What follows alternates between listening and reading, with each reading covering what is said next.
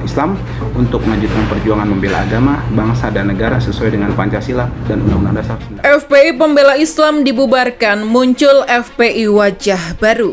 FPI baru dan sebagainya, kalau dia ingin menjadi satu ormas, harusnya mengikuti aturan-aturan yang berlaku. Orang yang jengkel pada FPI itu yang nggak berubah karena dia merasa ini masih 10 tahun lalu. Padahal FPI udah ngangkat mayat di Aceh, udah bantuin puing-puing di Palu, saya lihat sendiri jejak itu tuh. Jadi orang nggak bisa lihat perubahan postur politik, perubahan cara berpikir dari Front Pembela Islam. Bubarkan atau melarang daripada kegiatan-kegiatan ormas yang tidak terdaftar.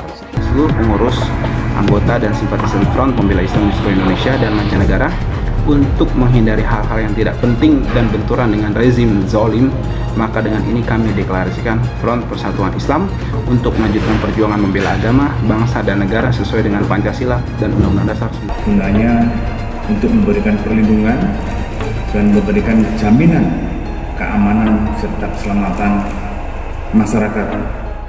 Front Pembela Islam atau FPI resmi menjadi organisasi terlarang melalui Surat Keputusan Bersama atau SKB yang diteken 3 menteri dan 3 kepala lembaga negara lainnya pada Rabu lalu. Saat itu juga FPI resmi dibubarkan. Personel kepolisian diterjunkan ke markas besar FPI di Petamburan, Jakarta Pusat untuk menurunkan seluruh atribut yang terpasang di tempat itu. Akan tetapi hari itu juga FPI dilarang. Hari itu juga FPI baru muncul dengan nama Front Persatuan Islam. Kepada seluruh pengurus, anggota dan simpatisan Front Pembela Islam di seluruh Indonesia dan mancanegara untuk menghindari hal-hal tidak penting dan benturan dengan rezim zalim, maka dengan ini kami deklarasikan Front Persatuan Islam. Dalam keterangan tertulis pengurus FPI yang diterima, Front Pembela Islam atau FPI resmi menjadi organisasi terlarang melalui Surat Keputusan Bersama atau SKB yang diteken 3 menteri dan 3 kepala lembaga negara lainnya pada Rabu 30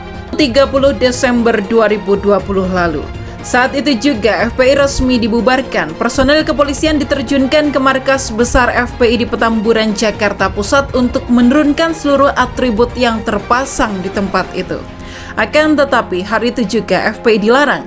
Hari itu juga FPI baru muncul dengan nama Front Persatuan Islam. Kepada seluruh pengurus, anggota dan simpatisan Front Pembela Islam di seluruh Indonesia dan mancanegara untuk menghindari hal-hal tidak penting dan benturan dengan rezim zalim, maka dengan ini kami deklarasikan Front Persatuan Islam. Dalam keterangan tertulis pengurus FPI yang diterima Kompas Rabu 30 Desember 2020 malam. Dalam keterangan tertulis tersebut mengatasnamakan 19 deklarator yang tidak lain merupakan nama-nama lama pengurus dan petinggi FPI yang sudah dibubarkan. Ketua Umum Front Pembela Islam Sabri Lubis dan Sekretaris Front Pembela Islam Munarman diantaranya merupakan nama yang ikut dalam deklarasi Front Persatuan Islam. Itu ada nama lain seperti Abu Fihir Alatas, TB Abdurrahman Anwar, Abdul Qadir Aka, Awid Mashuri, Haris Ubaidillah, Idrus Al-Habsi, Idrus Hasan, Ali Alatas SH, dan Ali Alatas Eskom.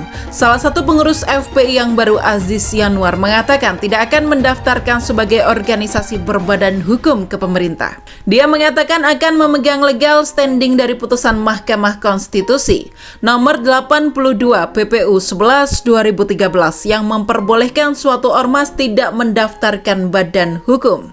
Dasar hukum kita jelas, kata Aziz. Dia juga mengatakan deklarasi FPI dengan wajah baru tersebut sudah terselenggara pada Rabu 30 Desember 2020 malam di suatu tempat di Jakarta. Ia sudah deklarasi di suatu tempat di Jakarta, tutur Aziz. Akan gugat pemerintah ke PT UN meski sudah berganti nama. Ketua Bantuan Hukum FPI Sugito Atmo Prawiro menegaskan akan tetap menggugat keputusan pemerintah atas pembubaran Front Pembela Islam.